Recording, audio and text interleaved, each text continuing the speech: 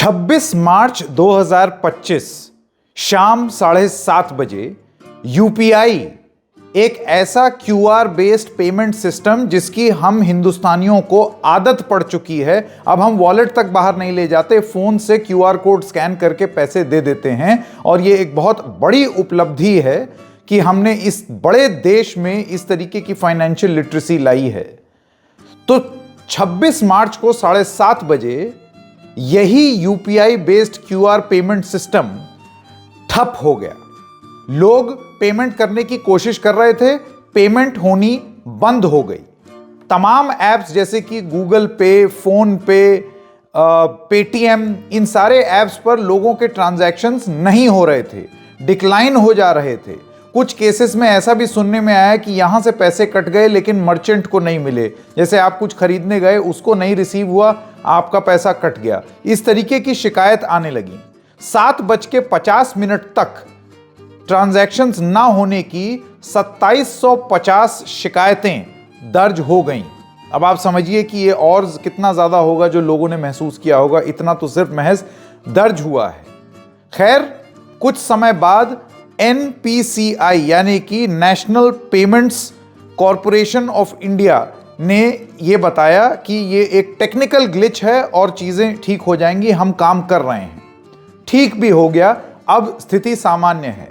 लेकिन आज की चर्चा एक बड़े प्रश्न पर है। क्या यूपीआई अंदर ही अंदर खोखला होता जा रहा है और क्या यूपीआई कोलैप्स कर जाएगा, मर जाएगा, चरमरा जाएगा? क्या है यह पूरा मामला, आइए आपको बताते हैं। नमस्कार, मेरा नाम है संकेत उपाध्याय और आप देख रहे हैं इशारों इशारों में।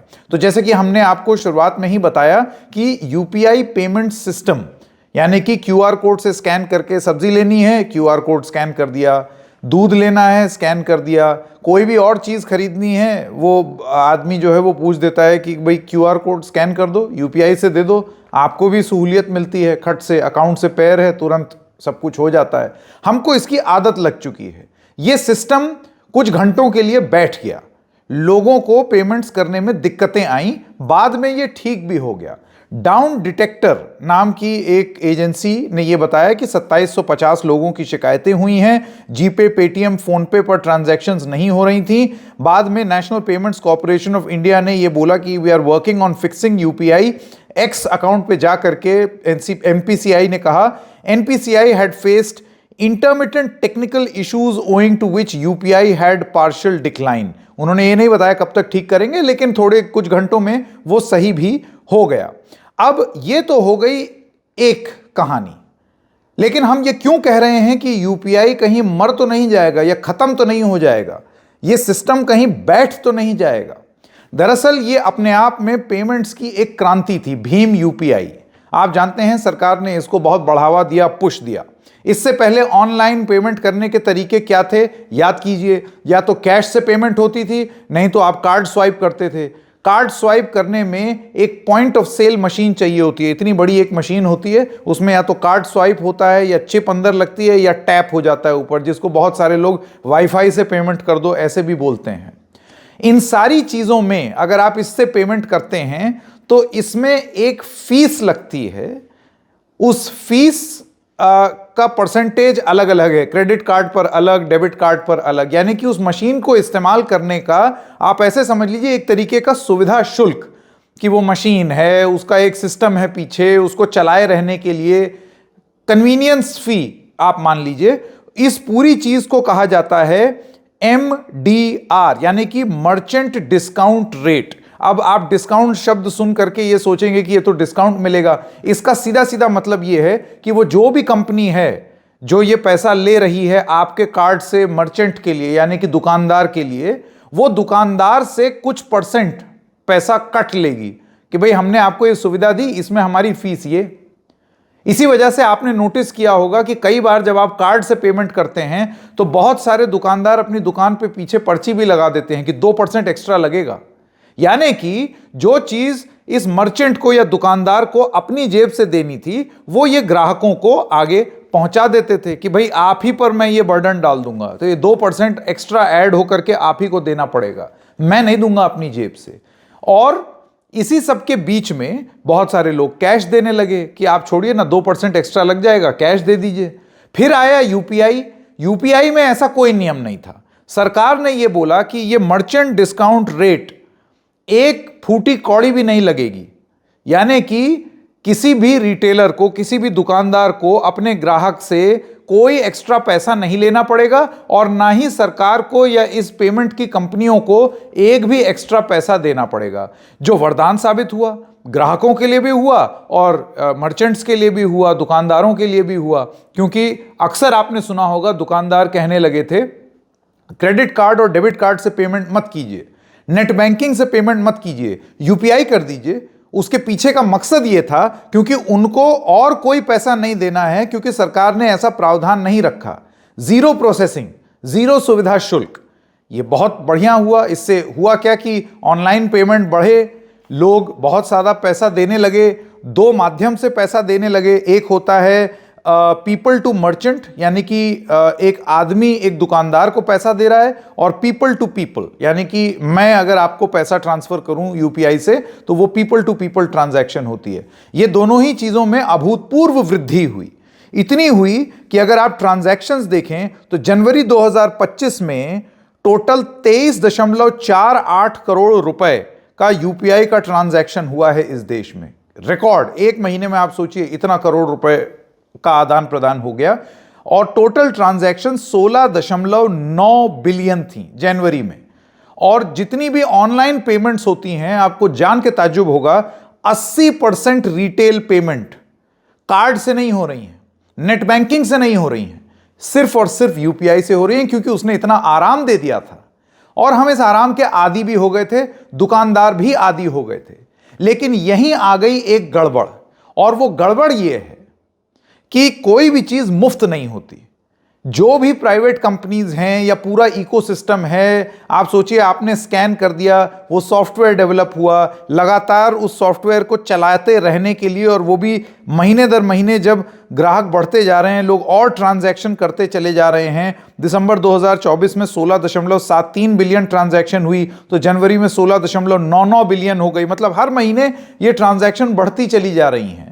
तो ऐसे में रखरखाव में पैसा लगता है, ऐसे में उन मशीनों को बढ़ाने में पैसा लगता है। तो बहुत सारी ऐसी कंपनीज जो इसके बैकएंड पे काम कर रही हैं, उनका एक समूह है जिसका नाम है payments council of India, PCI. और पीसीआई ने एक ऐसी चिट्ठी लिख दी प्रधानमंत्री नरेंद्र मोदी को, यह चेताते हुए कि खुश तो बहुत हैं हो रहे हैं हम लोग कि लगातार क्यूआर कोड स्कैन करके यूपीआई पेमेंट हो रहा है, लेकिन कहीं ऐसा ना हो जाए कि ये जो मुफ्त में ये सारी चीजें हो रही हैं, उस चक्कर में हम चरमरा के गिर जाएं, हम लोग गश खा के बेहोश हो जाएं और हमारा सिस्टम फेल हो जाए और कोलैप्स कर जाए। ये चिट्ठी उन्होंने 24 मार्च 2025 को लिखी और 26 मार्च को शाम 7:50 पर सिस्टम चरमरा गया। टेक्निकल इशू है, इन दोनों चीजों का कोई ऑब्वियस लिंक नहीं है, लेकिन चिट्ठी के एक दिन बाद सिस्टम का गिरना इस तरफ ध्यान आकर्षित करता है कि क्या पेमेंट्स काउंसिल ऑफ इंडिया सही तो नहीं बोल रही है, कहीं ऐसा तो नहीं है कि जीरो पेमेंट और कमीशन या कन्वीनियंस फीस लेने के चक्कर में वो पूरा सिस्टम ही बैठ जाए और उसका रखरखाव ना हो पाए। अब आपको बताते हैं कि इस पीसीआई ने क्या कहा।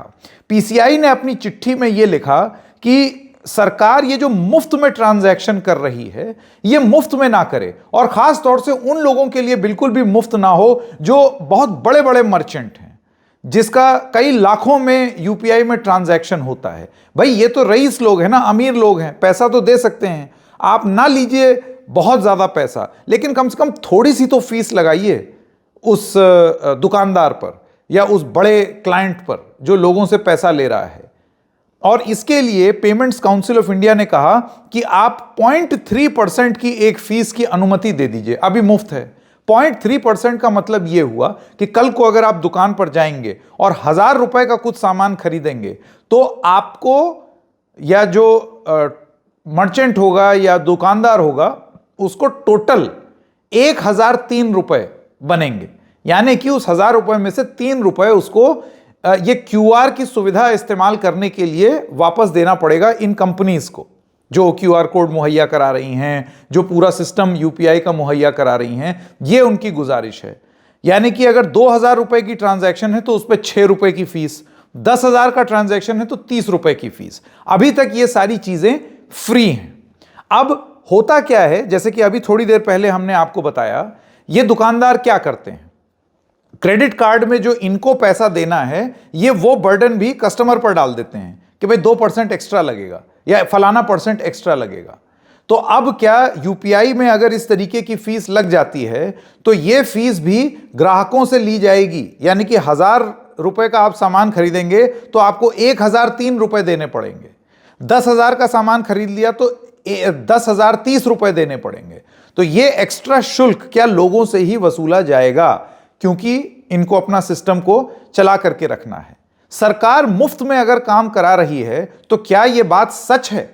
तो हम आपको यह बता दें कि जब सरकार से यह बात पूछी गई तो सरकार ने यह बोला कि भाई देखिए, ऐसा है ताकि आप ये सिस्टम सुचारू रूप से चला सकें, और क्योंकि आप वो सुविधा शुल्क नहीं ले रहे हैं लोगों से, इस वजह से हम आपको कुछ पैसे दिए देते हैं।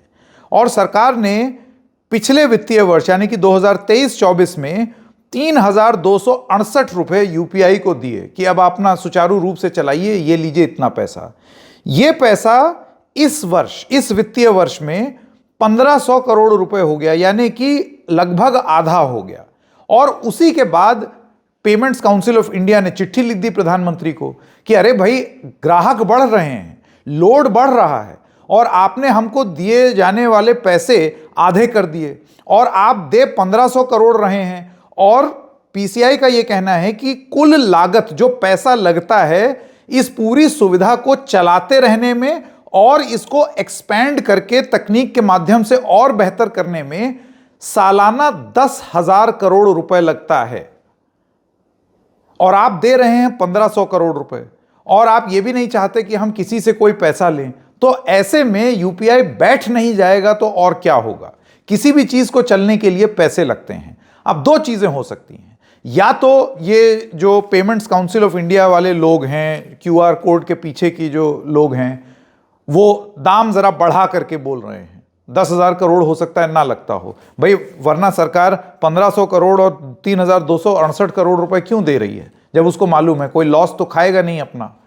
तो असलियत और असली अमाउंट क्या है ये हमको नहीं मालूम, लेकिन पेमेंट्स काउंसिल कहती है कि हमारा तो 10,000 करोड़ रुपए लगेगा अगर आप चाहते हैं कि हम इसको सुचारू रूप से चलाते रहें, नहीं तो फिर गड़बड़ होनी शुरू हो जाएगी, जैसे कि कल हो गई। अब देखना यह है कि सरकार ये फीस, ये शुल्क यूपीआई पर लगाएगी या नहीं।